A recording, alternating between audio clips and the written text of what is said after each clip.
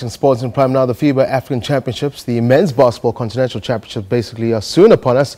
Played biennially under the auspices of FIBA, the tournament also serves as qualifiers for the quadrennial World Cup as well as, of course, the Summer Olympics. Next event, Congo Brazzaville later this year. Joining us tonight to chat about all things hoops is Thulani Bergman. Thulani, welcome to the show. Thank you very much for joining us. I know when I called you today, because I needed you to get here. And thank you very much for blessing us. Yeah? No, thank you, Taviso, and thank you for the viewers who's tuned in. Let's start there. I mean, we're speaking about the African Championships, but most importantly, there are qualifiers this weekend. In fact, next couple of days, there's what? We're playing Zimbabwe. Friday and Saturday. Yeah. We're playing Zimbabwe on both days. It's supposed to be away and home for us, but we were given the freedom to host both legs. Yes. Speak to us in as far as, I mean, for somebody sitting at home saying, what are these FIBA African Championships? Do they matter? What importance do they have as far as the sport in the country is concerned? How big are they? Is it just maybe us South Africans who don't take them seriously? In layman's terms, or the man in the street of South Africa, you can compare it with the African Cup of Nations of soccer. So ours is also African Cup of Nations. And it's called Afro Basket.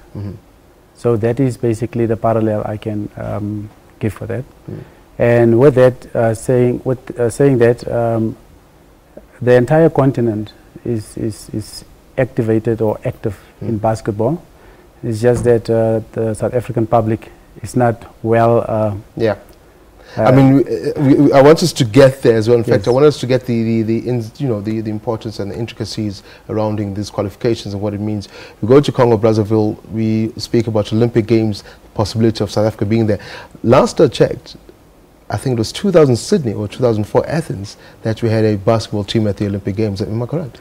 Yeah, it's a very long time. It's been a while. Yes. It's been a while. I mean, we've also over the years been getting lucky with wild cards and so forth because of some of the struggles that we've been having. But now this time around, the boys that we have are completely on a different level.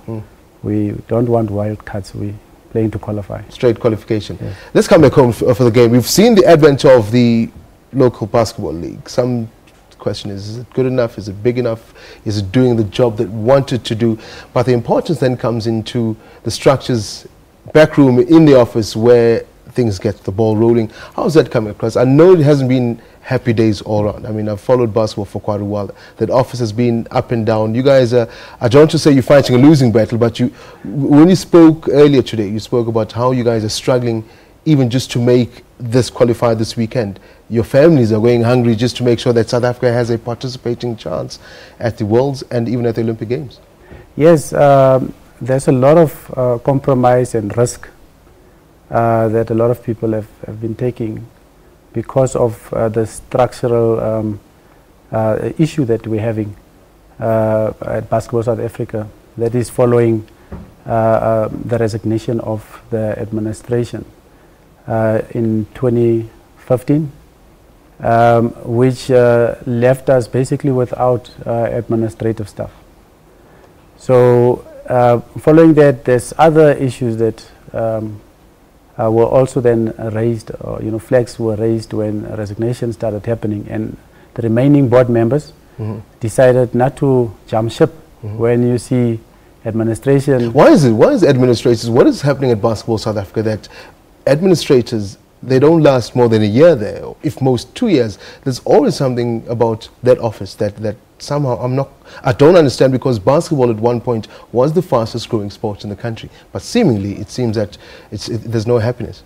Yes, in 1996, and so we were the third biggest sports in South Africa. We were above cricket, we were third to rugby, and then things started tumbling down because of administrative discipline that somehow went out of the window.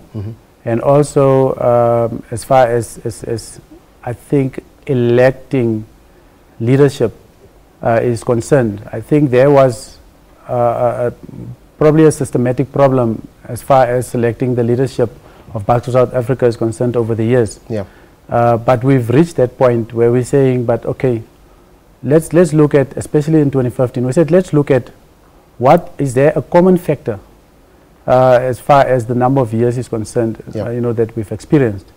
And if we do notice common factors, let's get rid of that and let's do things a different way. If there were questions asked before, because look, I've been in basketball before 1996, I've been playing. And I've also been in management. I've also established, just to give people background, how long I've been around in case you don't know me.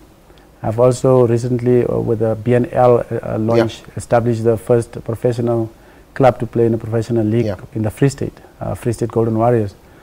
So the passion is there, the drive is there.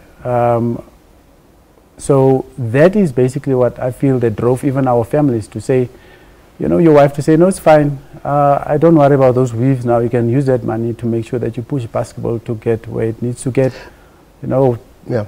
Let me cut straight to the chase. Yes. The support that I know that federations, especially younger sports or smaller sports, Cinderella sports, I like to call them, like yourself, gets, whether it's from SASCOC, whether it's from the Lotteries Board, but anyway, that is funneled through the same area.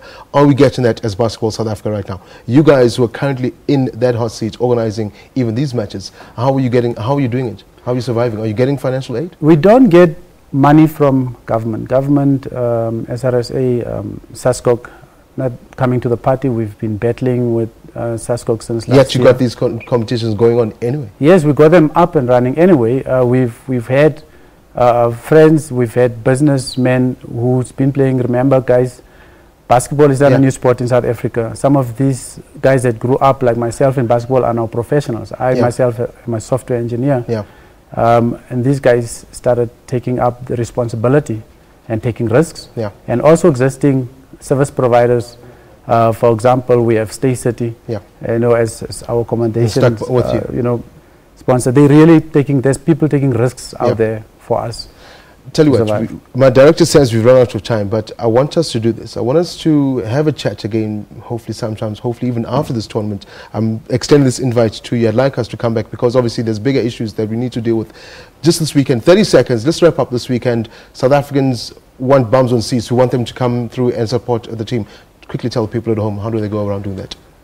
Please follow us on our social networks. It's basketball_RSA. That's for Instagram as well as for Twitter. And also our Facebook page. And that's that. This weekend, 30 Rand, Turffontein. Is that where you're playing? Turffontein, Wembley, indoor in Turffontein. The address is 101 Turffontein Road. You put that on your GPS, you will find us. Get you there. Well, definitely. Tell you what, Thulani, I'm definitely going to have to bring this conversation back. Victor, Bergman, Basketball South Africa, well, I'm definitely going to have to bring you back and have a quick chat because I think this issue is one that we really need to dig deep into. I know how passionate a lot of you guys are about basketball. Thank you for the opportunity, Tabiso. Let's quickly move over to some more sporting